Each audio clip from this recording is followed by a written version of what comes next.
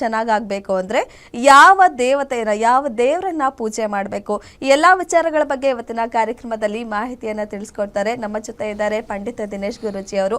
ಅವರನ್ನ ಕಾರ್ಯಕ್ರಮಕ್ಕೆ ಸ್ವಾಗತ ಮಾಡೋಣ. ಗುರೂಜಿ ನಮಸ್ತೆ, ಕಾರ್ಯಕ್ರಮಕ್ಕೆ ಸ್ವಾಗತ. ಓಂ ಶ್ರೀ ಗುರುಭ್ಯೋ ನಮಃ. ಹರಿ ಓಂ. ಜ್ಞಾನಾನಂದಮಯಂ ದೇವಂ ನಿರ್ಮಲ ಸ್ಫಟಿಕಾಕೃತಿಂ ಆಧಾರಾಂ ಸರ್ವವಿದ್ಯಾನಾಂ ಹಯಗ್ರೀವ ಮುಪಾಸ್ಮಹೆ. ಓಂ ನಮೋ ಭಗವತೆ ವಾಸುದೇವಾಯ. ಓಂ ನಮೋ ನಾರಾಯಣಾಯ. ನಮಸ್ಕಾರ ಗುರೂಜಿ. ಹೇಳಿದೆ ವಿಚಾರ ಏನಿದೆ ಅಂತ, ಮಕ್ಕಳು ಯಾಕೆ ಹಠ ಮಾಡ್ತಾರೆ ಅಂತ ಹೇಳೋದಾದ್ರೆ, ಮಕ್ಕಳು ಅಂತ ನಾವು ಕರೆಯೋಕ್ಕಿಂತ ಮುಂಚೆ ದೊಡ್ಡವರು ಹಠ ಮಾಡ್ತಾರೆ. ಹೌದು. ಈ ಕಾಲೇಜ್ಗೆ ಹೋಗೋರು, PUC ಮಾಡೋರು, ಡಿಗ್ರಿ ಮಾಡೋರು ಕೂಡ ಹಠದಲ್ಲಿ ಇರ್ತಕ್ಕಂಥ ಒಂದು ಮನೆ, ಭಾಳ ವಿಶೇಷವಾಗಿರ್ತಕ್ಕಂಥ ಒಂದು ಮನೆ, ಹಠ ಮಾಡ್ತಕ್ಕಂಥ ಮನೆ 6ನೇ ಮನೆ. ಯಾರಿಗೆ ದಶಾದಲ್ಲಿ, ಯಾರ ವ್ಯಕ್ತಿಯ ದಶಾದಲ್ಲಿ 6ನೇ ಮನೆ ಬಂದಿರತಕ್ಕಂಥದ್ದು ಅವ್ರಿಗೆ ಹಠದ ಸ್ವಭಾವ ಬರ್ತಕ್ಕಂಥದ್ದು. ಹಠದ ಸ್ವಭಾವದಿಂದ ವಿದ್ಯಾಭ್ಯಾಸ ಹಾಳಾಗುತ್ತೆ. ಹಠದಿಂದ ಕಳ್ಳತನ ಮಾಡ್ತಕ್ಕಂಥದ್ದು, ಸುಳ್ಳು ಹೇಳ್ತಕ್ಕಂಥದ್ದು ಅಥವಾ ಮರ್ಯಾದೆ ಕೊಡದೇ ಇರತಕ್ಕಂಥದ್ದು 6ನೇ ಮನೆ. ಯಾರ ಜಾತಕದಲ್ಲಿ ಈ ಎಜುಕೇಷನ್ ಟೈಮಲ್ಲಿ 6 ನಕ್ಷತ್ರದಲ್ಲೋ ಅಥವಾ ಉಪನಕ್ಷತ್ರದಲ್ಲೋ ಬಂದಾಗ ಹಠ ಮತ್ತು ವಿದ್ಯಾಭ್ಯಾಸದ ವಿಚಾರದಲ್ಲಿ ಹಿನ್ನಡೆ ಖಂಡಿತ ಅನುಭವಿಸ್ತೀರ. ಒಂದು ಇದ್ರ ಜೊತೆಗೆ ಒಂದು ಗ್ರಹ ಇದೆ, ವಿಶೇಷವಾಗಿರ್ತಕ್ಕಂಥ ಗ್ರಹ. ಪ್ರತಿ ಸತಿ ಹೇಳ್ತಾ ಇರ್ತೀನಿ, ಯಾರಿಗೆ ಶುಕ್ರದಶ ನಡೆಯುತ್ತೆ ಮಕ್ಕಳಿಗೆ, ಅವ್ರಿಗೆ ವಿದ್ಯಾಭ್ಯಾಸದಲ್ಲಿ ಹಾಳಾಗುತ್ತೆ. ಶುಕ್ರ ವಿದ್ಯಾಭ್ಯಾಸಕ್ಕೆ ಮಾರಕ. ರಾಹು ಅಲ್ಲ, ಶನಿ ಅಲ್ಲ, ಕೇತು ಅಲ್ಲ, ಮಂಗಳ ಅಲ್ಲ. ಯಾರೂ ಹೇಳಲ್ಲ. ಇದು ನಮ್ಮ ಜ್ಯೋತಿಷ್ಯ ಶಾಸ್ತ್ರದಲ್ಲಿರ್ತಕ್ಕಂಥ ಪುರೋಹಿತರಿಗೂ ಗೊತ್ತಿಲ್ಲ, ಜ್ಯೋತಿಷ್ಯ ಹೇಳೋರಿಗೂ ಗೊತ್ತಿಲ್ಲ. ಯಾರ್ಯಾರು ಹಾಳಾಗಿದ್ದಾರೆ ಎಜುಕೇಷನ್ ಟೈಮಲ್ಲಿ 90% ಅವರ ದಶಾ ಶುಕ್ರನೇ ನಡೆದಿರುತ್ತೆ. ಸಾಮಾನ್ಯವಾಗಿ ಹೇಳ್ತಾರೆ ಶುಕ್ರ ದಶ ಇದೆ, ಎಲ್ಲ ಒಳ್ಳೇದಾಗ್ಬಿಡುತ್ತೆ ಬಿಡಿ, ನಿಮಗೆ ಏನು ಮಾಡಿದ್ರು ಅದೆಲ್ಲ ಸಕ್ಸಸ್ ಆಗುತ್ತೆ ಅಂತ ಹೇಳ್ತಾರೆ ಶುಕ್ರ ದಶ ಇದ್ರೆ ಅಂತ. ಒಳ್ಳೇದಾಗುತ್ತೆ, ತುಂಬ ಒಳ್ಳೇದಾಗುತ್ತೆ. ಅವ್ರು ಹೇಳ್ತಾರೆ, ಕೇಳ್ಬೇಕು ನಾವು ಅಷ್ಟೇ. ಯಾಕೆ ಅಂತಂದರೆ ಶುಕ್ರನ ಆಧಿಪತ್ಯ ಇರ್ತಕ್ಕಂಥದ್ದು. ಶುಕ್ರ ಭೋಗದ ಗ್ರಹ. ಯಾವಾಗ ಹುಡುಗರಲ್ಲಿ ಶ್ರದ್ಧೆ ಬರಬೇಕು, ಹಾಗೆ ಏಕಾಗ್ರತೆ ಬರಬೇಕು, ಅಲ್ಲಿ ಭೋಗದ ಗ್ರಹ ಬಂದಾಗ ಭೋಗನ ಬಯಸ್ತಾರೆ ಹೊರತು ಕಷ್ಟಪಡ್ತಕ್ಕಂಥದ್ದು ಬಯಸೋಕ್ಕಾಗೋದೇ ಇಲ್ಲ. ಇವನ್ ಭುಕ್ತಿಗಳಲ್ಲೂ ಕೂಡ ಶುಕ್ರ ಭುಕ್ತಿ ಬಂದಾಗ ಸಮಸ್ಯೆ ಆಗಿರ್ತಕ್ಕಂಥದ್ದು. ಅದರಲ್ಲಿ ವಿಶೇಷವಾಗಿ ಶುಕ್ರ ಕೇತುವಿನ ನಕ್ಷತ್ರದಲ್ಲಿದ್ದುಬಿಟ್ರೆ ಇನ್ನೇನು ಎಜುಕೇಷನ್ ಮಾಡೋಕ್ಕಾಗಲ್ಲ. ಕೇತುವಿನ ನಕ್ಷತ್ರದಲ್ಲಿದ್ದಾರೆ. ಒಂದು. ಎರಡನೇ ವಿಚಾರ, ಯಾವುದೇ ಗ್ರಹ ದಶ ಬಂದಾಗ 3ನೇ ಮನೆ ತೋರಿಸುತ್ತೆ ಅಂತ ಅಂದ್ಕೊಳ್ಳೋಣ. 3ನೇ ಮನೆ ವಿದ್ಯಾಭ್ಯಾಸಕ್ಕೆ ಮಾರಕ. ಮೊದಲನೇದು 6ನೇ ಮನೆ ಹೇಳಿದೆ, ಹಠಕ್ಕೆ ಸ್ವಭಾವಕ್ಕೆ. ನೆಕ್ಸ್ಟು ಶುಕ್ರ ಗ್ರಹ ಹೇಳಿದೆ. ಈಗ 3ನೇದು 3ನೇ ಮನೆ. 3ನೇ ಮನೆ ಅತ್ಯಂತ ಸಮಸ್ಯಾದಾಯಕವಾಗಿರ್ತಕ್ಕಂಥದ್ದು. ಅದರಲ್ಲಿ ಏನಾದರೂ ರಾಹು 3ನೇ ಅಧಿಪತಿಯಾಗಿ ಅಥವಾ 3ನೇ ಮನೆ ಕೂತ್ಕೊಂಡು ಅಥವಾ ಕೇತು 3ನೇ ಮನೆ ಕೂತ್ಕೊಂಡು ನಕ್ಷತ್ರದಲ್ಲೋ ಉಪನಕ್ಷತ್ರದಲ್ಲೋ ಬಂದಾಗ ಸಂಪೂರ್ಣವಾಗಿ ವಿದ್ಯಾಭ್ಯಾಸ ಹದಗೆಡುತ್ತೆ. ಇದಕ್ಕೆ ಏನು ಮಾಡಬೇಕು ಅಂತಂದರೆ, ನಮ್ಮ ಸೂಕ್ತಗಳು ಅಂತಿದ್ದಾವೆ. ಸೂಕ್ತಗಳು ಅಂತ, ವೇದಿಕ್ ಸೂಕ್ತಗಳು ಅಂತಿದ್ದಾವೆ. ಮೇಧಾ ಸೂಕ್ತ ಅಂತ ಇರ್ತಕ್ಕಂಥದ್ದು ತುಂಬ ಜನ ಕೇಳಲಿಲ್ಲ. ಯಾರು ಓದಲ್ಲ ಅವ್ರ ಮನೇಲಿ ಪ್ರತಿನಿತ್ಯ ಒಂದು ಯೂಟ್ಯೂಬ್ಗೆ ಹೋದ್ರೆ ಸಾಕು, ಮೇಧಾ ಸೂಕ್ತ ಅಂತ ಹೊಡೆದ್ರೆ ಸಾಕು. ಆ ಮೇಧಾ ಸೂಕ್ತವನ್ನು ಜಸ್ಟ್ ಮನೇಲಿರ್ತಕ್ಕಂಥವ್ರು ಕೇಳಿಸಿದ್ಕೊಂಡ್ರೆ 6ನೇ ಮನೆ ಶುಕ್ರ ಮತ್ತು 3ನೇ ಮನೆ ಇಷ್ಟೂ ಕಮ್ಮಿ ಆಗುತ್ತೆ. ಹಾಗೆ ಎಜುಕೇಷನ್ ಕಾಂಬೋ ಅಂತ ಬರ್ತಕ್ಕಂಥ ಒಂದು ಕ್ರಿಸ್ಟಲ್ಸ್ ಇದೆ ನಮ್ಮಲ್ಲಿ. ಎಜುಕೇಷನ್ ಕಾಂಬಿನೇಷನ್ ಅಂತಲೇ ಬರ್ತಕ್ಕಂಥದ್ದು. ಆ ಕಾಂಬಿನೇಷನ್ನು ಓದೋ ಟೇಬಲ್ ಮೇಲೆ ಇಟ್ಟರೆ ಸಾಕು, ಅದ್ಭುತವಾಗಿರ್ತಕ್ಕಂಥ ಮೈಂಡ್ಸೆಟ್ ಅವ್ರಿಗೆ ಸ್ಟಾರ್ಟ್ ಆಗುತ್ತೆ within 48 days. So education combo ಅಂತಲೇ. ಯಾಕೆ ಎಜುಕೇಷನ್ ಕಾಂಬೋ ಅಂತಂದರೆ ಅದಕ್ಕೊಂದು ಸೈಂಟಿಫಿಕ್ ರೀಸನ್ ಇದೆ. ಈಗ ನಾವು ಈ ಮೊಬೈಲಲ್ಲಿ ಒಂದು ಮೆಮೊರಿ ಚಿಪ್ ಅಂತ ಹಾಕೊಳ್ತೀವಿ, ಮೆಮೊರಿ. ಆ ಮೆಮೊರಿ ಬಂದ್ಬಿಟ್ಟು ಒಂದು ಮಣ್ಣು. ಅದರೊಳಗಡೆ ನಿಮ್ಮ ಫೋಟೋ, ನಿಮ್ಮ ಹಾಡು, ನಿಮ್ಮ ಸಂಭಾಷಣೆ, ನಿಮ್ಮ ವಿಡಿಯೋ ಎಲ್ಲವೂ ಸ್ಟೋರ್ ಆಗಿರುತ್ತೆ ಆ ಚಿಪ್ಪಲ್ಲಿ. ಆ ಚಿಪ್ ಏನರಿಂದ ಮಾಡಿರೋದು? ಭೂಮಿಲಿ ಬರ್ತಕ್ಕಂಥ ಮಣ್ಣಿಂದನೇ. ಆ ಮಣ್ಣಲ್ಲಿ ಆ ಒಂದು ಸ್ಟೋರೇಜ್ ಗುಣ ಇರತಕ್ಕಂಥ ಒಂದು ಕ್ರಿಸ್ಟಲ್ಸ್ ಇದ್ದಾವೆ, ಸಾಕಷ್ಟು ಕ್ರಿಸ್ಟಲ್ಸ್ ಇದ್ದಾವೆ. ಆ ಕ್ರಿಸ್ಟಲ್ಸು ಎಜುಕೇಷನ್ ಕಾಂಬೋ ಕ್ರಿಸ್ಟಲ್ಸೇ ಇರ್ತಕ್ಕಂಥದ್ದು. ಅದನ್ನು ಪಕ್ಕದಲ್ಲಿಟ್ಟಿದ್ದಾಗ ಅಟ್ರಾಕ್ಟ್ ಆಗುತ್ತೆ, ಅದು ಓದಬೇಕು, ಏನಾದ್ರು ತೊಗೊಳ್ಬೇಕು, ತಿಳ್ಕೊಬೇಕು ಅಂತ ಹೇಳಿ ಟೆಲಿಪತಿ ಥರ ವರ್ಕ್ ಆಗುತ್ತೆ. ಯಾರ್ಯಾರು ಎಜುಕೇಷನ್ ಮಾಡ್ತಾಯಿದ್ದಾರೆ, ಈಗ ತುಂಬ ಚೆನ್ನಾಗಿ ಓದ್ತಾ ಇದ್ದಾನೆ, ಇನ್ನೂ ರಿಟೈನ್ ಮಾಡಬೇಕು, 80 ತೆಗೆಯೋರು 90 ತೆಗಿಬೇಕು ಅಂತವರು ಇದನ್ನು ಕಾಂಬೋ, ಎಜುಕೇಷನ್ ಕಾಂಬೋ ಯೂಸ್ ಮಾಡಬೇಕು. ಹಾಗೆ 90 ತೆಗಿತಾ ಇದ್ದೀವಿ, ಸ್ವಲ್ಪ ರ್ಯಾಂಕಿಗೆ ಹತ್ರ ಇದ್ದೀವಿ, ಎಜುಕೇಷನ್ ಕಾಂಬೋ ಯೂಸ್ ಮಾಡಬೇಕು. ಯಾಕಂದರೆ ಅದು ಪವರ್ ಹೌಸ್, ಸ್ಟೋರ್ ಮಾಡುತ್ತೆ, ಮೈಂಡಲ್ಲಿರ್ತಕ್ಕಂಥದ್ದು ಟೆಲಿಪತಿ ಥರ ಸ್ಟೋರ್ ಮಾಡುತ್ತೆ. ಹಾಗೆ ಯಾರು ನಾರ್ಮಲಾಗಿ 30, 40, 50% ತೆಗಿತಾ ಇರ್ತಾರೆ, ಸ್ವಲ್ಪ ಪಾಸ್ ಆಗೋದೇ ಕಷ್ಟ, ಅಂಥವ್ರಿಗೂ ಕೂಡ ಅನುಕೂಲಕರವಾಗಿರ್ತಕ್ಕಂಥ ವಿಚಾರವನ್ನು ತಗೊಳ್ಬೇಕು ಅಂತಂದರೆ ಮೊದಲನೇದು ಮೇಧಾ ಸೂಕ್ತವನ್ನು ಹಾಕಬೇಕು ಮನೇಲಿ. ಮೇಧಾ ಸೂಕ್ತವನ್ನು ಕಲಿಯೋದು ಒಳ್ಳೆಯದು. ಮೇಧಾ ಅಂದರೆ ಸರಸ್ವತಿಯ ಇನ್ನೊಂದು ಹೆಸರು ಅಷ್ಟೇ. ತುಂಬ ಜನಕ್ಕೆ ಗೊತ್ತಿಲ್ಲ ಇದು ಮೇಧಾ ಸೂಕ್ತ ಅಂತ. ಫಸ್ಟ್ ಟೈಮ್ ಕೇಳಿರ್ತಾರಲ್ಲ, ಟಿ ವಿಲಿ ಕೇಳೋರೆಲ್ಲ ಮೇಧಾ ಸೂಕ್ತ. ಮೇಧಾ ಸೂಕ್ತವನ್ನು ಪಠನೆ ಮಾಡಿ, ಕ್ರಿಸ್ಟಲಲ್ಲಿ ವಿಶೇಷವಾಗಿರ್ತಕ್ಕಂಥ ಎಜುಕೇಷನ್ ಕಾಂಬೋ ಕ್ರಿಸ್ಟಲ್ಸ್ ಇದೆ, ಅದು ನೀಡಿ. ಎಂಥ 6ನೇ ಮನೆ ಇರಲಿ, ಶುಕ್ರ ಇರಲಿ, 3ನೇ ಮನೆ ಇರಲಿ, ಒಂದು 30% ಇನ್ಕ್ರೀಸ್ ಆಗುತ್ತೆ. ನಮ್ಮ ಕೈಲಿ 30%. ಇನ್ನು ಮಿಕ್ಕ ನಿಮ್ಮ ಕಡೆಯಿಂದ ಒಂದು 30-40% ಇನ್ಕ್ರೀಸ್ ಆದರೆ, 60% ಇನ್ಕ್ರೀಸ್ ಆದರೆ, ಅವನ ಎಫರ್ಟ್ ಒಂದು 20% 80% ತೆಗಿಯೋಕ್ಕೆ ಈಸಿ ಆಗಿಬಿಡುತ್ತೆ. ಇಷ್ಟನ್ನು ತಿಳ್ಕೊಳ್ಬೇಕಾಗಿರ್ತಕ್ಕಂಥದ್ದು. ಹೌದು, ಕ್ರಿಸ್ಟಲಿಂದ ಹೇಗೆ ಅಂತಾರೆ, ಸೈಂಟಿಫಿಕ್ ರೀಸನ್ ಅಲ್ಲೇ ಗೊತ್ತಾಯಿತು ಹೇಗೆ ಅದು ವರ್ಕ್ ಆಗುತ್ತೆ ಅಂತ. ಎಸ್, ಒಬ್ರು ಕಾಲರ್ ಇದ್ದಾರೆ, ಮಾತಾಡೋಣ. ಹಲೋ ಹಲೋ ಹಲೋ, ನಮಸ್ತೆ. ಏನು ಹೆಸರು, ಎಲ್ಲಿಂದ ಕರೆ ಮಾಡ್ತಾ ಇದ್ದೀರಾ? ಮಂಡ್ಯದಿಂದ ಸುಮ. ಓಕೆ, ಯಾರ ಬಗ್ಗೆ ಕೇಳಬೇಕಿತ್ತು? ಮಗನ ಬಗ್ಗೆ ಪ್ರಶ್ನಾಶಾಸ್ತ್ರ. ಸರಿ, ಒಂದು ಸಂಖ್ಯೆ ಹೇಳಿ, 1ರಿಂದ 249. 105. ಓಕೆ, ಏನು ಪ್ರಶ್ನೆ ಇದೆ ಕೇಳಿ, ಮಾತಾಡಿ. ಗುರುಜಿ ಇದ್ದಾರೆ. ನಮಸ್ತೆ ಗುರುಜಿ. ಏನು ಪ್ರಶ್ನೆ ಇದೆ? ಅಲ್ಲ, ಮಗ ಒಂದು ಹುಡುಗಿ ಲವ್ ಮಾಡ್ತಾ ಇದ್ದಾನೆ, ಅದೇ ಹುಡುಗಿನ ಮದುವೆ ಆಗ್ತಾನ ಅಂತ ಪ್ರಶ್ನಾಶಾಸ್ತ್ರದಲ್ಲಿ ಗೊತ್ತಾಗ. ನಿಮ್ಮ ಮಗ ಅದೇ ಹುಡುಗಿನ ಲವ್ ಮಾಡ್ತಾನ? 5ನೇ ಮನೆ ಮಗ ತೋರಿಸ್ತಕ್ಕಂಥದ್ದು, ಡಿಸ್ಪ್ಲೇ ಮಾಡಿ. 5ನೇ ಮನೆ ತೋರಿಸ್ತಕ್ಕಂಥದ್ದು 6, 10, 5. ಮದುವೆ ವಿಚಾರವನ್ನು ನೋಡೋಣ. ಇಲ್ಲಿ ನಮಗೆ ಮ್ಯಾರೇಜ್ ಅಂತ ಹಾಕ್ಕೊಳ್ತೀವಿ. ಮ್ಯಾರೇಜಲ್ಲಿ ಕಾಂಬಿನೇಷನಲ್ಲಿ 7ನೇ ಮನೆಯೂ ನೋಡ್ತೀವಿ. 7ನೇ ಮನೆಯೂ ಕೂಡ 7, 7, 12. ಅವರೇ ಬಿಟ್ಟರೆ ಮದುವೆ ಆಗಲ್ಲ. ಕೇಳಿಸ್ಕೊಳ್ಳಿ, ಅವರೇ ಬಿಟ್ಟರೆ ಮದುವೆ ಆಗಲ್ಲ. ಅಂದರೆ ಅವರೇ ಓನ್ ಡಿಸಿಷನ್ ತಗೊಳ್ಳಲ್ಲ. ನೀವು ಎಲ್ಲಿವರೆಗೂ ಎಸ್ ಅನ್ನಲ್ವೋ ಅಲ್ಲಿವರೆಗೂ ಮದುವೆ ಇಲ್ಲ. ಅರ್ಥ ಆಯ್ತಾ? ಹಾಗೆ ವಿವಾಹದಲ್ಲೂ ಕೂಡ ಕೇತು 12ನೇ ಮನೆ ಬಂದಿರೋದ್ರಿಂದ ಕಾಲಕ್ರಮೇಣ ತುಂಬ ವರ್ಷಗಳು ಬಿಟ್ಟರೆ ಇದು ನಶಿಸಿ ಹೋಗುತ್ತೆ, ಇದು ನಿಲ್ಲಲ್ಲ. ಈಗ ಸದ್ಯದ ಪರಿಸ್ಥಿತಿಲಿ ಸ್ವಲ್ಪ ಸ್ಟ್ರಾಂಗ್ ಆಗಿರ್ತಕ್ಕಂಥ ವಿಚಾರ, ಅಂದರೆ ತುಂಬ ಸ್ಟ್ರಾಂಗ್ ಆಗಿ ಬರ್ತಕ್ಕಂಥ ಒಂದು ಕಾಂಬಿನೇಷನ್ ಬರ್ತಕ್ಕಂಥದ್ದು. ಇಲ್ಲಿ ಈ ಕಾಂಬಿನೇಷನಲ್ಲಿ ನಾವೇನು ಹೇಳ್ತೀವಿ ಅಂತಂದರೆ, 12ನೇ ಮನೆ ಕೇತು ಬಂದಿರೋದ್ರಿಂದ 5ನೇ ಮನೆ 6ನೇ ಮನೆ ಬಂದಿರತಕ್ಕಂಥ, 5ನೇ ಮನೆಯಲ್ಲಿ 6 ಅಂತ ಬಂದಿರತಕ್ಕಂಥದ್ದು, ಅವರಿಬ್ಬರಲ್ಲೇ ಮನಸ್ತಾಪಗಳು ಬಂದೇ ಬರುತ್ತೆ. ನೀವು ಎಷ್ಟು ಜೋರು ಮಾಡ್ತೀರೋ, ಗಲಾಟೆಗಳನ್ನ ನೀವು ಮಾಡಿದ್ರೆ ಅಲ್ಲಿ ಕಮ್ಮಿ ಆಗುತ್ತೆ, ನೀವು ಸೈಲೆಂಟ್ ಆಗಿದ್ರೆ ಅಲ್ಲಿ ಗಲಾಟೆ ಆಗುತ್ತೆ. ಸ್ವಲ್ಪ ಸಮಾಧಾನವಾಗಿದ್ದರೆ ಇದು ಮುಂದುವರಿಯೋದು ಪ್ರಶ್ನಾಶಾಸ್ತ್ರದಲ್ಲಿ ಕಠಿಣ, ಕಷ್ಟ, ಕೆಲವು ವರ್ಷಗಳಾದ ನಂತರ. ಒಳ್ಳೆಯದಾಗಲಿ. ಓಕೆ, ಧನ್ಯವಾದ ಮೇಡಮ್ ಕರೆ ಮಾಡಿದ್ದಕ್ಕೆ. ಮತ್ತೊಬ್ರು ಕಾಲರ್ ಇದ್ದಾರೆ. ಹಲೋ ನಮಸ್ತೆ, ಏನು ಹೆಸರು, ಎಲ್ಲಿಂದ ಕರೆ ಮಾಡ್ತಾ ಇದ್ದೀರಾ? ನಮಸ್ತೆ ರೀ. ನಮ್ಮ ತಮ್ಮನ ಹೆಸರು ಕಲ್ಲಾಪ್ರಿ. ಹಾಂ, ಆ ಬೋರ್ ಹೊಡ್ಸ್ಯಾನ್ರಿ, ರೈತರ್ರಿ ಅವ್ರ. ಅದ ನೀರ್ ಕಡಿಮೆ ಐತ್ರಿ, ಅದ ನೀರ್ ಜಾಸ್ತಿ ಆಕತೆ ಏನೋ ಅನ್ನೋದು ವಿಚಾರ ಕೇಳ್ಬೇಕಿತ್ರಿ. ಓಕೆ, ಪ್ರಶ್ನೆ ಶಾಸ್ತ್ರದ ಡೇಟ್ 1ರಿಂದ 249 ಒಂದು ಸಂಖ್ಯೆ ಹೇಳಿ. 9 ರೀ. 9 ಯಾವ ಊರಲ್ಲಿ? ರಾಮದುರ್ಗ ತಾಲೂಕ್ ರೀ, ಒಂದ್ ಹಳ್ಳಿ ರೀ, ಬಟ್ಗೂರ್ಕೆ ಅಂತ ಹೇಳ್ರಿ. ಎಷ್ಟನೇ ಬೋರ್ ಇದು ಓಡಿಸ್ತಾ ಇರೋದು? ಇದ 2 ನೀರ್ ಅದಾವ್ರಿ, ಇದು ನೀರ್ ಕಡಿಮೆ ಐತ್ರಿ. ಈಗ ಅವು 3 ನೀರ್ ಹೋಗ್ಯಾವ್ರಿ ಅಲ್ಲೇ, ಈಗ ಉಳ್ಕಿದ್ದು ಅದಾವ್ರಿ ನೀರ್. ಇದು ಮತ್ತೀಗ ಹೊಡ್ಸ್ಯಾನ್ರಿ.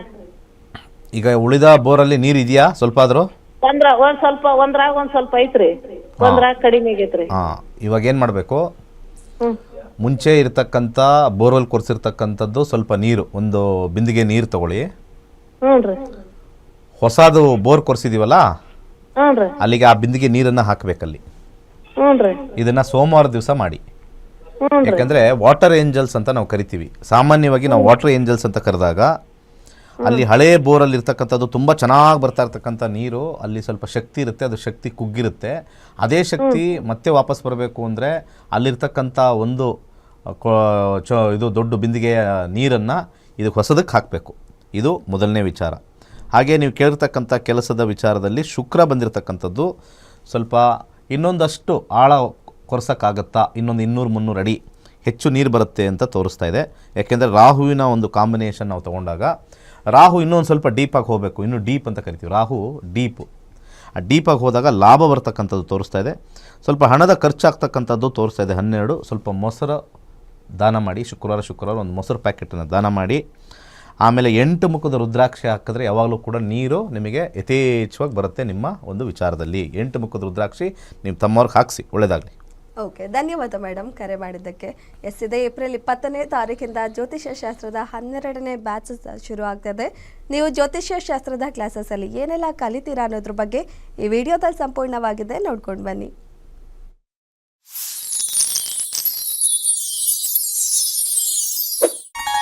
ಎಲ್ಲರಿಗೂ ನಮಸ್ಕಾರ.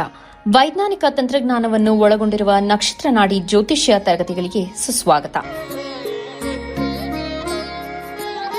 ಈ ತರಗತಿಗಳಲ್ಲಿ ಪಂಡಿತ್ ದಿನೇಶ್ ಗುರೂಜಿ ಅವರು ಕಲಿಸಿಕೊಡುವ ವಿಚಾರಗಳೆಂದರೆ ನಮ್ಮ ಬ್ರಹ್ಮಾಂಡದ ಸೃಷ್ಟಿ, ವಿಷ್ಣುವಿನ ದಶಾವತಾರಗಳಲ್ಲಿ ವೈಜ್ಞಾನಿಕ ಆಧಾರ, 4 ಯುಗಗಳು, ಉತ್ತರ ಧ್ರುವದ ಪ್ರಾಮುಖ್ಯತೆ, ನಕ್ಷತ್ರಗಳು, ರಾಶಿಗಳು, ರಾಹು ಮತ್ತು ಕೇತು ಪುರಾಣ, ರಾಶಿ ಚಕ್ರದಲ್ಲಿ 27 ನಕ್ಷತ್ರಗಳ ಸ್ಥಾನ, ರಾಶಿ ಚಕ್ರದ ಡಿಗ್ರಿ ಲೆಕ್ಕಾಚಾರ, ನಕ್ಷತ್ರದ 108 ಪಾದಗಳು, ದಶಾ ಲೆಕ್ಕಾಚಾರ, ರಾಶಿ ಚಕ್ರದ ಗುಣಲಕ್ಷಣಗಳು, ಲಗ್ನದ ಪ್ರಾಮುಖ್ಯತೆ, ಲಗ್ನ ಲೆಕ್ಕಾಚಾರ, ದಿನಗಳಲ್ಲಿ ಲಗ್ನವನ್ನು ಕಂಡುಹಿಡಿಯುವ ಸರಳ ಲೆಕ್ಕಾಚಾರ, ಲಗ್ನದಿಂದ ವಿವಿಧ ಮನೆಗಳಲ್ಲಿನ ಗ್ರಹಗಳು, ನಕ್ಷತ್ರ ನಾಡಿ ತತ್ವಗಳು, ಗ್ರಹಾಧಿಪತಿ, ನಕ್ಷತ್ರಾಧಿಪತಿ, ಉಪ ನಕ್ಷತ್ರಾಧಿಪತಿ ಲೆಕ್ಕಾಚಾರ, ಪ್ರಶ್ನಾಶಾಸ್ತ್ರದ ಮುಖೇನ 249 ವಿಭಾಗಗಳ ಲೆಕ್ಕಾಚಾರ, ವಿಶ್ಲೇಷಣೆಯಲ್ಲಿ ದಶಾ, ಭುಕ್ತಿ, ಅಂತರ್ಭುಕ್ತಿಯ ಅರ್ಥ, ಜಾತಕದಲ್ಲಿ, ಶಿಕ್ಷಣದಲ್ಲಿ ಆಯ್ದುಕೊಳ್ಳಬಹುದಾದ ಕೋರ್ಸ್, ಪಡೆಯಬಹುದಾದ ಶೇಕಡವಾರು ಯಶಸ್ಸು,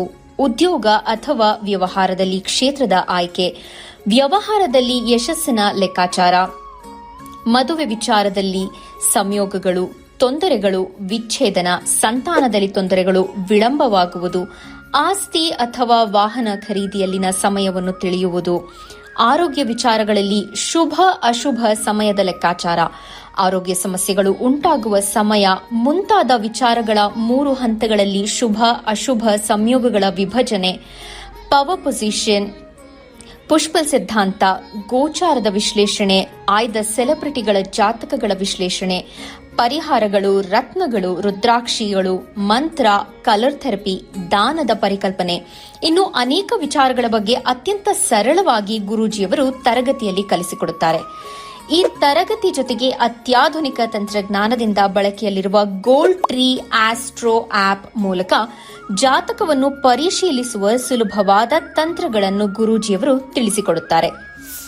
ಜೀವನಕ್ಕೆ ಅತ್ಯಗತ್ಯವಾಗಿರುವ ವಿಚಾರಗಳನ್ನು ತಿಳಿಯಲು ಇಂದೇ ಈ ನಕ್ಷತ್ರ ನಾಡಿ ತರಗತಿಯನ್ನು ಸೇರಿ ನಿಮ್ಮ ಜೀವನದ ವಿಚಾರಗಳಿಗೆ ಮಾರ್ಗದರ್ಶಕವಾಗಿರುವ ಜ್ಯೋತಿಷ್ಯವನ್ನು ಅಳವಡಿಸಿಕೊಳ್ಳಿ. ಹೆಚ್ಚಿನ ಮಾಹಿತಿಗೆ ಇಂದೇ ನಮ್ಮ ನಕ್ಷತ್ರ ನಾಡಿಯನ್ನು ಸಂಪರ್ಕಿಸಿ. ಧನ್ಯವಾದಗಳು. ಕಾರ್ಯಕ್ರಮಕ್ಕೆ ಮತ್ತೊಮ್ಮೆ ಸ್ವಾಗತ. ಹೇಳಿದ್ವಿ 20ನೇ ತಾರೀಕಿಂದ ಏಪ್ರಿಲ್ 20ನೇ ತಾರೀಕಿಂದ ಕ್ಲಾಸಸ್ ಶುರು ಆಗ್ತಾ ಇದೆ ಅಂತ. ಬಟ್ ಆದರೆ ಸಾಕಷ್ಟು ಜನಕ್ಕೆ ಇರುತ್ತೆ, 20ನೇ ತಾರೀಕಿಂದ ಕ್ಲಾಸಿಗೆ ನಾವು ಇಷ್ಟು ಅಮೌಂಟ್ ಕೊಟ್ಟು ಜಾಯ್ನ್ ಆಗ್ತಾ ಇದ್ದೀವಿ, ನಮ್ಮ ಕೈಲಿ ಕಲಿಯೋಕ್ಕಾಗುತ್ತೋ ಅಲ್ವೋ, ಆ ವಿಚಾರಗಳು ನಮಗೆ ಅರ್ಥ ಆಗುತ್ತೋ ಅಲ್ವೋ, ಕ್ಲಾಸಸ್ಸಲ್ಲಿ ನಾವೇನೆಲ್ಲ ಕಲಿತೀವಿ, ಇಷ್ಟೇ ಅಲ್ಲ ಇನ್ನೂ ಸಾಕಷ್ಟು ನಿಮಗೆ ಪ್ರಶ್ನೆಗಳಿರುತ್ತೆ ಜಾಯ್ನ್ ಆಗಬೇಕು ಅಂದರೆ. ಅದೆಲ್ಲದಕ್ಕೂ ಒಂದು ಸೊಲ್ಯೂಷನ್ ಉತ್ತರ ಅಂದರೆ ಏಪ್ರಿಲ್ 11ನೇ ತಾರೀಕು ಫ್ರೀ ಕ್ಲಾಸ್ ಇರುತ್ತೆ 1 ದಿನದಲ್ಲಿ. ಅದಕ್ಕೆ ನೀವು ಸ್ಕ್ರೀನ್ ಮೇಲೆ ಕಾಣ್ತಿರೋ ನಂಬರ್ಗೆ ನೀವು ಕಾಂಟ್ಯಾಕ್ಟ್ ಮಾಡಿ ಜಾಯ್ನ್ ಆದರೆ ನಿಮ್ಮ ಎಲ್ಲ ಪ್ರಶ್ನೆಗೆ ಸ್ವತಃ ಗುರುಗಳೇ ಉತ್ತರ ಕೊಡ್ತಾರೆ. ನೀವು ಕ್ಲಾಸಸ್ಸಲ್ಲಿ ಏನೆಲ್ಲ ಕಲಿತೀರಾ, ನಿಮಗೆ ಅರ್ಥ ಆಗುತ್ತೋ ಇಲ್ವೋ, ಈ ಎಲ್ಲ ವಿಚಾರಗಳ ಬಗ್ಗೆ ನಿಮ್ಮ ಏನೇ ಡೌಟ್ಸ್ ಇದ್ರೂ ಕೂಡ ಸ್ವತಃ ಗುರುಗಳೇ ಕ್ಲಿಯರ್ ಮಾಡ್ತಾರೆ. ಒಳ್ಳೆ ಅವಕಾಶ ನಿಮಗೆ. ಓಕೆ, ನಾವು ಕಲಿತೀವೋ ಇಲ್ವೋ ಅಂತ ತಿಳ್ಕೊಳ್ಳೋಕ್ಕೆ ಆ ಫ್ರೀ ಕ್ಲಾಸನ್ನು ನೀವು ಅಟೆಂಡ್ ಮಾಡಿ. ಅದರಲ್ಲಿ ನಿಮಗೆ ಓಕೆ, ನಮಗೆ ಈ ವಿಚಾರದಿಂದ ತುಂಬ ಉಪಯೋಗ ಆಗುತ್ತೆ, ನಾವು ಕಲಿತೀವಿ ಅಂತ ಅನಿಸಿದ್ರೆ 20ನೇ ತಾರೀಕಿಗೆ ನೀವು ಕ್ಲಾಸಸ್ಗೆ ಜಾಯ್ನ್ ಆಗ್ಬೋದು. ಎಸ್ ಗುರುಜಿ ಅವರು ಕಾಲರ್ ಇದ್ದಾರೆ, ಮಾತಾಡೋಣ. ಹಲೋ ಹಲೋ, ನಮಸ್ಕಾರ ಮೇಡಮ್. ನಮಸ್ತೆ, ಏನ್ ಹೆಸರು, ಎಲ್ಲಿಂದ ಕರೆ ಮಾಡ್ತಾ ಇದ್ದೀರಾ? ನನ್ನ ಹೆಸರು ಚಂದನ ಅಂತ, ಮಂಡ್ಯದಿಂದ ಕರೆ ಮಾಡ್ತಾ ಇದ್ದೀವಿ. ಓಕೆ, ಯಾರ ಬಗ್ಗೆ ಕೇಳಬೇಕಿತ್ತು? ನಮ್ಮ ತಂದೆ ಬಗ್ಗೆ ಕೇಳಬೇಕಿತ್ತು. 10/12/1970. 10 ಓಕೆ, ಹುಟ್ಟಿದ ಸಮಯ? ಬೆಳಗಿನ ಜಾವ 4:30. ಓಕೆ, ಹುಟ್ಟಿದೂರು? ಹುಟ್ಟಿದ್ದೂರು ಮಂಡ್ಯ. ಓಕೆ, ಏನ್ ಪ್ರಶ್ನೆ ಇದೆ ಕೇಳಿ, ಮಾತಾಡಿ, ಗುರುಜಿ ಇದ್ದಾರೆ. ನಮಸ್ಕಾರ. ನಮಸ್ಕಾರ ಗುರುಜಿ. ಹಾಂ, ನಮಸ್ಕಾರ. ಹೇಳಿ. ಅವರು ಸ್ವಲ್ಪ ಅಮೌಂಟ್ ನ ಬೇರೆಯವರು ಕೊಟ್ಟಿದ್ದಾರೆ, ಅದು ವಾಪಸ್ ಬರುತ್ತಾ ಇಲ್ವಾ ಅಂತ. ಇವತ್ತು ಕೊಡ್ತೀವಿ ನಾಳೆ ಕೊಡ್ತೀವಿ ಅಂತ ಹೇಳ್ತಾನೆ ಇದ್ದಾರೆ. ನಿಮಗೆ ಬುದ್ಧಿ ಇಲ್ಲ ಅಂತ ಇಲ್ಲೇ ಗೊತ್ತಾಯ್ತು. ಜಾತಕದಲ್ಲಿ ಯಾರಿಗೋ ಕೊಟ್ಟಿರೋದು ಅಲ್ಲಿ ಕಂಡುಹಿಡಿಯೋಕ್ಕಾಗತ್ತಾ? ಜಾತಕದಲ್ಲಿ ಹೇಳಿ, ಹೆಸರು ಬರುತ್ತಾ ಅಲ್ಲಿ? ಇದು ಪ್ರಶ್ನಾಶಾಸ್ತ್ರದಲ್ಲಿ ಹೋಗ್ಬೇಕು ತಾನೆ. ಹಾಂ, ಎಷ್ಟು ವ್ಯವಹಾರ ಮಾಡ್ತಾರೆ ಅಂದರೆ ಯಾರಿಗೋ ಒಬ್ಬರು ದುಡ್ಡು ಕೊಟ್ಟಿದ ತಕ್ಷಣ ಅದೇ ಲಾಸ್ಟಾ ಜೀವನ? ಅದು ಬಿಟ್ಟು ಎಷ್ಟೋ ಜನಕ್ಕೆ ಇವತ್ತು ಒಂದು ಹೋಟ್ಲಿಗೆ ಹೋಗ್ತೀವಪ್ಪ, ಒಂದು ಮಸಾಲೆ ದೋಸೆಗೂ ದುಡ್ಡು ಕೊಡ್ತೀವಿ, ಮಸಾಲೆ ದೋಸೆ ಬರ್ತಾವೆ, ಅವೆಲ್ಲ ಬರುತ್ತಾ? ಹಾಗಲ್ಲ. ಇಲ್ಲಿ ಮೇಜರಾಗಿರತಕ್ಕಂಥ ಕಾಂಬಿನೇಷನ್ಗಳು ಜ್ಯೋತಿಷ್ಯದಲ್ಲಿ ಬೇರೆ ಥರ ಬರುತ್ತೆ. ಯಾರಿಗಾರು ಒಂದು ಹಣ ಕೊಟ್ಟಿದ್ದರೆ ಆ ವ್ಯಕ್ತಿ ಒಂದೇ ಒಂದು ಪ್ರಶ್ನೆ ಇದೆ, ಅದು ಪ್ರಶ್ನಾಶಾಸ್ತ್ರ ಅಂತ ಕರೀತಾರೆ ಜ್ಯೋತಿಷ್ಯದಲ್ಲಿ. ಸೊ ನಮ್ಮ ಪ್ರೋಗ್ರಾಮ್ನ ಸುಮ್ಮನೆ ಬೇಕಾಬಿಟ್ಟು ನೋಡಿದ್ರೆ ಅದಕ್ಕೆ ಅರ್ಥ ಆಗಲ್ಲ ನಿಮಗೆ. ಅರ್ಥ ಆಯ್ತಾ ಇಲ್ವಾ? ಜಾತಕದಲ್ಲಿ ಹೆಂಗೆ ಕಂಡುಹಿಡಿಯೋದು? ಯಾವ ಜ್ಯೋತಿಷ ಹೇಳ್ಬಿಡ್ತಾನೆ ಈ ಜಾತಕ ನೋಡಿದ ತಕ್ಷಣ ಅವ್ರಿಗೆ ದುಡ್ಡು ಬರುತ್ತೋ ಇಲ್ವೋ ಅಂತ? ಇವತ್ತು ಜೀವನದಲ್ಲಿ ಯಾರಿಗೊಬ್ರು ದುಡ್ಡು ಕೊಟ್ಟಿರ್ತೀವಿ, ದುಡ್ಡು ಬರುತ್ತೆ ಅವನಿಂದನೇ ಅಂತ ಏನಾದ್ರು ಬರೆದಿಟ್ಟಿರುತ್ತೆ ಇಲ್ಲಿ. ಅವ್ರಿಗೆ ಒಂದು ಇದು ಕೃಷಿಯಿಂದ ದುಡ್ಡು ಬರ್ಬೋದು, ಬಾಡಿಗೆಯಿಂದ ದುಡ್ಡು ಬರ್ಬೋದು, ಬಿಸ್ನೆಸ್ಸಲ್ಲಿ ದುಡ್ಡು ಬರ್ಬೋದು. ಎಲ್ಲಿ ಹಿಂಗೆ ಕಂಡುಹಿಡಿಯೋಕ್ಕಾಗತ್ತೆ ಇವನು ಕೊಟ್ಟಿರೋದು ಇವನದೇ ವಾಪಸ್ ಬರುತ್ತೆ ಅಂತ? ಅದಕ್ಕೆ ಪ್ರಶ್ನಾಶಾಸ್ತ್ರಕ್ಕೆ ಹೋಗಬೇಕು. ಅದಕ್ಕೆ ಜ್ಯೋತಿಷ್ಯ ಅರ್ಥ ಮಾಡ್ಕೊಳ್ಳಿ. ಅರ್ಥ ಆಯ್ತಾ? ಇದರಲ್ಲಿ ನಾವು ಹೇಳೋಕ್ಕಾಗಲ್ಲ, ಜಾತಕದಲ್ಲಿ ಈ ಒಂದು ಪ್ರಶ್ನೆಯಲ್ಲಿ ನಾವು ಹೇಳೋಕ್ಕಾಗೋದಿಲ್ಲ. ಪ್ರಶ್ನಾಶಾಸ್ತ್ರದಲ್ಲೇ ಹೇಳಬೇಕು. ಪ್ರಶ್ನಾಶಾಸ್ತ್ರ ಏನಕ್ಕೆ ಅಂತ ನಾವು ಯಾವಾಗಲೂ ಹೇಳ್ತಾ ಇರ್ತೀವಿ. ಒಂದು ಪ್ರಶ್ನೆ ಯಾರಿಗಾದ್ರು ಕೊಟ್ಟಿರ್ತಕ್ಕಂಥ ದುಡ್ಡು ಬರಬೇಕು, ಅವರಿಂದನೇ ಬರುತ್ತಾ ಇಲ್ವಾ ಅಂತೇಳಿ ಅವರಿಬ್ಬರ ಮಧ್ಯದಲ್ಲಿರ್ತಕ್ಕಂಥ ಗ್ರಹಸ್ಥಿತಿಗಳನ್ನು ಕೇಳ್ಕೊಂಡು ಕ್ಯಾಲ್ಕುಲೇಟ್ ಮಾಡೋದೇ ಪ್ರಶ್ನಾಶಾಸ್ತ್ರ. ಜಾತಕ ಹಾಕ್ಬಿಟ್ಟು ಇಲ್ಲಿ ಬರುತ್ತೋ ಇಲ್ವ ಅಂತ ಹೆಂಗೆ ಗೊತ್ತಾಗುತ್ತೆ? ಹೆಂಗೆ ಹೇಳ್ತೀರಾ? ಯಾವ ರೀತಿಯ ಶಾಸ್ತ್ರ ನಿಮಗೆ ಅರ್ಥ ಆಗಿರುತ್ತೆ? ಇದು ಸಿಂಪಲ್ ಆಗಿ ಅರ್ಥ ಮಾಡ್ಕೋಬೇಕು. ಅರ್ಥ ಆಯ್ತಲ್ವಾ? ಮುಂದಿನ ಕರೆ ಹೋಗೋಣ. ಓಕೆ, ಧನ್ಯವಾದ ಮೇಡಮ್ ಕರೆ ಮಾಡಿದ್ದಕ್ಕೆ. ಮತ್ತೊಬ್ರು ಕಾಲರ್ ಇದ್ದಾರೆ. ಹಲೋ. ಹಲೋ, ನಮಸ್ತೆ, ಏನು ಹೆಸರು, ಎಲ್ಲಿಂದ ಕರೆ ಮಾಡ್ತಾ ಇದ್ದೀರಾ? ಮೇಡಮ್ ಚಂದ್ರಶೇಖರ್ ಅಂತ. ಓಕೆ, ಯಾರ ಬಗ್ಗೆ ಕೇಳಬೇಕಿತ್ತು? ಮೇಡಮ್ ನನ್ನ ಬಗ್ಗೆ ನಾವು ಕೇಳಬೇಕಿತ್ತು. ಹೇಳಿ, date of birth? November 1, 1998, okay, 12:30 AM. Okay, ಹುಟ್ಟಿದೂರು ಸಮಯ ಇನ್ನೊಮ್ಮೆ ಹೇಳಿ. 12:30 AM. ಓಕೆ, ಹುಟ್ಟಿದೂರು? ಹಳೆಬೀಡು, ಹಾಸನ್ ಡಿಸ್ಟಿಕ್. ಸರಿ, ಏನು ಪ್ರಶ್ನೆ ಇದೆ ಕೇಳಿ, ಮಾತಾಡಿ, ಗುರುಜಿ ಇದ್ದಾರೆ. ಗುರುಜಿ ನಮಸ್ತೆ. ನಮಸ್ಕಾರ, ಹೇಳಿ. ಗುರುಜಿ ನಾನು ಗೌರ್ಮೆಂಟ್ ಜಾಬ್ ಟ್ರೈ ಮಾಡ್ತಾ ಇದ್ದೀನಿ. ಓಕೆ, ಅದ್ರ ಬಗ್ಗೆ ಕೇಳಬೇಕಿತ್ತು ಗುರುಜಿ ಅವರೇ. ಇನ್ನೊಂದು 10 ವರ್ಷ ಮಾಡಿರಿ. ಇನ್ನೊಂದು 10 ವರ್ಷ ಮಾಡಿ. 38 ಆಯಿತು. ಹಾಂ, ಗುರುಜಿ 38ರಲ್ಲೂ ಇನ್ನೂ ಟ್ರೈ ಮಾಡ್ತಾ ಇದ್ದೀರಾ? 1998. ನೀವೇ ಹೇಳಿದ್ದು 88 ಅಂತ. 1998 ಗುರುಜಿ. ಸ್ಕ್ರೀನಲ್ಲಿ ಅದಕ್ಕೆ ಹಾಕೋದು ಅವ್ರು ನೋಡ್ಕೊಳ್ಳಿ ಅಂತ ಅಲ್ವಾ? 88 ಅಂತ ಕೇಳಿಸಿದ್ದಕ್ಕೆ ಹಾಕಿರೋದು ನಾನು. ನೋಡಿ, 1/11/1988. 98 ಗುರುಜಿ. 98. ನೀವು ಅದೇ ರಿಪೀಟ್ ಮಾಡಿದ್ರಿ 88 ಅಂತ. ಓಕೆ, 11:30. ಸೊ 10 ವರ್ಷ ಕಮ್ಮಿ ಆಗಿದೆ ಈಗ. 12:30 AM. ಹಾಂ, ಅದು ಹಾಕಿದ್ದೀನಿ. 12:30 AM ಅಂದರೆ ಮಧ್ಯರಾತ್ರಿ, ಅಂದರೆ ಅಕ್ಟೋಬರ್ ಮುಗಿದು ರಾತ್ರಿ 1ನೇ ತಾರೀಕು ರಾತ್ರಿ. ಹಾಂ ಹೌದು ಗುರುಜಿ. ಓಕೆ, ಅಂದರೆ ಬೆಳಗಿನ ಜಾವ. ಇದ್ರ ಪ್ರಕಾರ ರಾಶಿನೂ ಹೇಳ್ಬಿಡ್ಬೇಕು ಇವ್ರಿಗೆ. ಕುಂಭರಾಶಿ. ಹಾಂ ಗುರುಜಿ. ಜಾತಕದಲ್ಲಿ 10ನೇ ಮನೆ ಯಾವುದಾದ್ರು ಗ್ರಹ ಇದ್ದರೆ ಅವರಿಗೆ ಗೌರ್ಮೆಂಟ್ ಉದ್ಯೋಗ ಸಿಗುತ್ತೆ. 10ನೇ ಮನೆ ಇರಬೇಕು. ಇಲ್ಲಿ ಯಾವ ಜಾತಕದಲ್ಲೂ ಕುಂಡಲಿಯಲ್ಲೂ 10 ಇಲ್ಲ. 10 ಇಲ್ಲದೆ ಇರೋದ್ರಿಂದ ಸ್ವಲ್ಪ ಕಷ್ಟ. ಏನು ಓದಿದ್ದೀರಾ? ಗುರುಜಿ ಡಿಪ್ಲೊಮಾ ಆಗಿದೆ ಮತ್ತು ಡಿಗ್ರಿನೂ ಮಾಡ್ಕೊಂಡಿದ್ದೀನಿ. ಅದೇ ಡಿಪ್ಲೊಮಾ ಯಾವುದು, ಡಿಗ್ರಿ ಯಾವುದು? ಡಿಪ್ಲೊಮಾ ಕಂಪ್ಯೂಟರ್ ಸೈನ್ಸು, ಡಿಗ್ರಿಯಲ್ಲಿ ಆರ್ಟ್ಸ್ ಮಾಡಿದ್ದೀನಿ. ಆರ್ಟ್ಸು? ಆರ್ಟ್ಸ್. ಡಿಪ್ಲೊಮೆಯಿಂದ ಆರ್ಟ್ಸ್ಗೆ ಹೋದ್ರಾ? ಹಾಂ, ಇಲ್ಲಿ 7ನೇ ಮನೆ ಬಂದಿರತಕ್ಕಂಥದ್ದು ನಿಮಗೆ ಬಿಸ್ನೆಸ್ ಕಾಂಬಿನೇಷನ್ ತೋರಿಸ್ತಾ ಇದೆ. ಓಕೆ, ಬಿಸ್ನೆಸ್ ರಿಲೇಟೆಡ್ ಬರ್ತಕ್ಕಂಥದ್ದು ತೋರಿಸ್ತಾ ಇದೆ. ಗೌರ್ಮೆಂಟ್ ಉದ್ಯೋಗ ಕಾಂಬಿನೇಷನ್ ಸ್ವಲ್ಪ ತುಂಬ ಕಮ್ಮಿ ಇದೆ, ಒಂದು 20% ಇದೆ. 7ನೇ ಮನೆ ಯಾವಾಗ ಬರುತ್ತೆ, 1ನೇ ಮನೆ ಯಾವಾಗ ಬರುತ್ತೆ, 9ನೇ ಮನೆ ಬರುತ್ತೆ, ಯಾವ ದಾರಿ ಯಾವ ಕರ್ಮ ಅಂತ ತೋರಿಸುತ್ತೆ. ಜ್ಯೋತಿಷ್ಯ ಶಾಸ್ತ್ರದಲ್ಲಿ ಕರ್ಮಫಲವನ್ನು ನಾವು ಓದಿ ತಿಳ್ಕೊಬೋದು. ಅದಕ್ಕೆ ಜ್ಯೋತಿಷ್ಯನ ಕಲೀರಿ. ಇದೆಯೋ ಇಲ್ವೋ ಅಂತ ಗೊತ್ತಾಗುತ್ತೆ. ಇಲ್ಲಾಂದರೆ ನಾವು ಎಷ್ಟೋ ಜನ ನೋಡಿದ್ದೀವಿ, ನಮ್ಮ ಹತ್ರ ಬರ್ತಾರೆ, 30 ವರ್ಷ ಆದರೂ ಲೈಫ್ ಹಾಳು ಮಾಡ್ಕೊಂಡಿರ್ತಾರೆ. ಒಳ್ಳೆ ಜಾಬ್ ಸಿಕ್ಕಿರುತ್ತೆ ಈ ಸಾಫ್ಟ್ವೇರಲ್ಲಿ, ಅಲ್ಲಿ ಇಲ್ಲಿ ಈ IAS IPSಗೆಲ್ಲ ಹೋಗ್ಬಿಡ್ತಾರೆ. 5 ವರ್ಷ 6 ವರ್ಷ ಹಾಳು ಮಾಡಿಕೊಂಡು ಜೀವನ ಬರ್ತಾರೆ. ಯಾಕೆ ನಾನು ಇಷ್ಟು ಸ್ಟ್ರಿಕ್ಟಾಗಿ ಹೇಳ್ತೀನಿ ಅಂದರೆ, ಜೀವನನ ಲೈಟಾಗಿ ತೊಗೊಳ್ತಾ ಇದ್ದಾರೆ. ಜ್ಯೋತಿಷ್ಯನ ಕೂಡ ಇದ್ದಿದ್ದು ಲೈಟಾಗಿ ತೊಗೊಳ್ತಾ ಇದ್ದಾರೆ. ಜನ ಹೇಳ್ತಾರೆ ಇವ್ರು ಭಾಳ ಸ್ಟ್ರಿಕ್ಟಪ್ಪ, ಜೋರಾಗಿ ಮಾತಾಡ್ತಾರೆ, ಡೈರೆಕ್ಟಾಗಿ ಮಾತಾಡ್ತಾರೆ ಅಂತ. ಯಾಕೆ?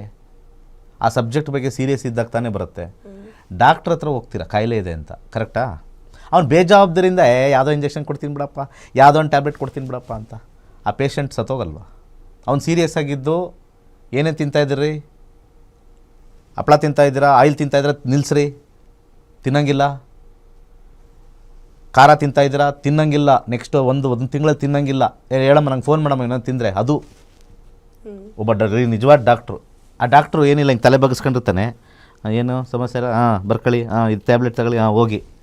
ಅವನ ಪಥ್ಯ ಬಗ್ಗೆ ಮಾತಾಡಬೇಕು, ಅವನ ಲೈಫ್ ಸ್ಟೈಲ್ ಬಗ್ಗೆ ಮಾತಾಡಬೇಕು, ಸ್ಟ್ರಿಕ್ಟಾಗಿರಬೇಕು. ಆವಾಗಲೇ ತಾನೇ ಅವನ ಆರೋಗ್ಯ ಚೆನ್ನಾಗಿರುತ್ತೆ. ಅದೇ ಥರ ನಾನು ಕೂಡ ಜ್ಯೋತಿಷ್ಯ ಶಾಸ್ತ್ರದಲ್ಲಿ ಎಲ್ಲರೂ ಡಂಬಾಚಾರ ನಾಟಕ ಆಡ್ತಾರೆ. ನಾನು ಆಡೋದಿಲ್ಲ. ಇದೆ ಅಂದರೆ ಇದೆ, ಇಲ್ಲ ಅಂದರೆ ಇಲ್ಲ. ಯಾಕೆಂದರೆ ಅದ್ರ ಮೇಲೆ ನಿಂತಿದೆ ಕೆಲವು ಜೀವನಗಳ ಒಂದು ಡಿಸಿಷನ್ ಅಂತ ನಾವು ಕರಿತೀವಲ್ಲ. ಯಾರೋ ಒಬ್ರು ಬರ್ತಾರೆ, ಸರ್ ಮನೆ ಕಟ್ಟಬೇಕು ಅಂತ ಹೇಳ್ತಾರೆ.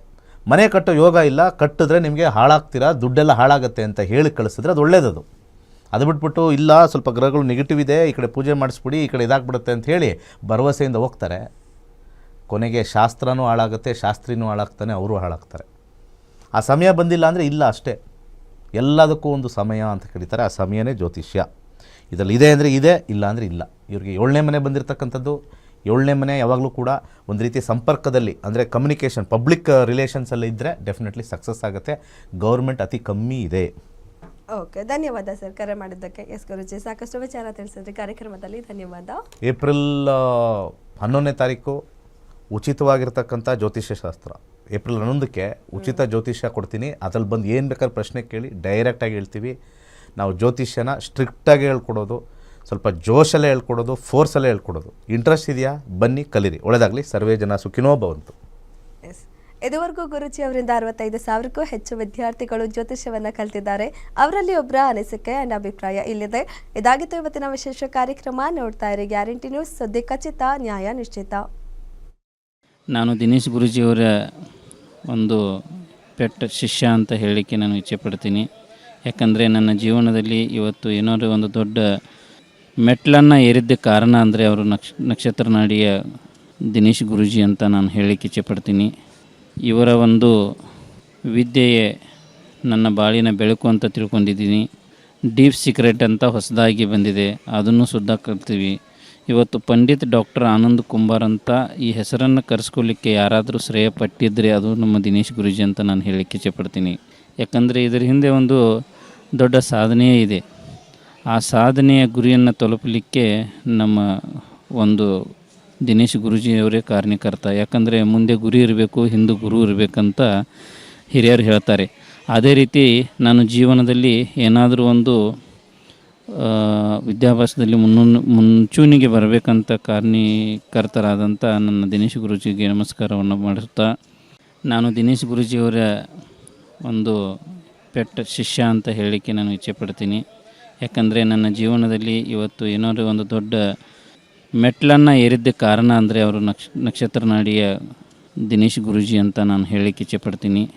ಇವರ ಒಂದು ವಿದ್ಯೆಯೇ ನನ್ನ ಬಾಳಿನ ಬೆಳಕು ಅಂತ ತಿಳ್ಕೊಂಡಿದ್ದೀನಿ.